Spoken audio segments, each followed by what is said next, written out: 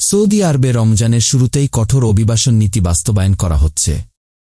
দেশটির কর্তৃপক্ষ অবৈধ প্রবাসীদের বিরুদ্ধে ব্যাপক ধরপাকড় চালিয়ে হাজার হাজার ব্যক্তিকে গ্রেপ্তার করেছে।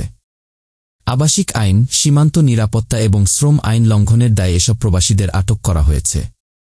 সরকারি প্রতিবেদনে গ্রেপ্তারকৃতদের সংখ্যা ও অপরাধের ধরন তুলে ধরা হয়েছে, যা অভিবাসন আইন লঙ্ঘনের বিরুদ্ধে সৌদি সরকারের কঠোর অবস্থানের ইঙ্গিত দেয়। রমজানের শুরুতে আবাসিক আইন লঙ্ঘন, সীমান্ত নিরাপত্তা ও শ্রম আইন লঙ্ঘনের অভিযোগে সৌদি আরবে গ্রেপ্তার হয়েছেন 17,379 জন অবৈধ প্রবাসী।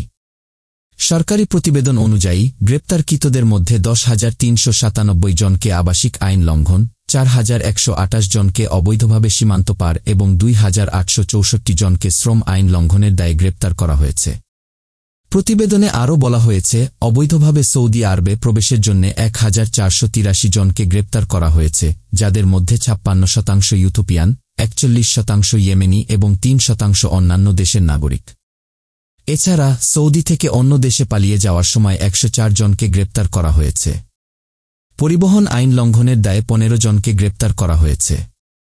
সৌদি আরবের স্বরাষ্ট্র মন্ত্রণালয় থেকে জানানো হয়েছে, কেউ যদি কাউকে অবৈধভাবে সৌদি আরবে প্রবেশে সহযোগিতা করে এবং কাউকে পরিবহন ও আশ্রয় দেয় তাহলে তাকে 15 বছরের কারাদণ্ড দেয়া হবে। এছাড়া 10 লাখ সৌদি রিয়াল জরিমানার বিধান রয়েছে।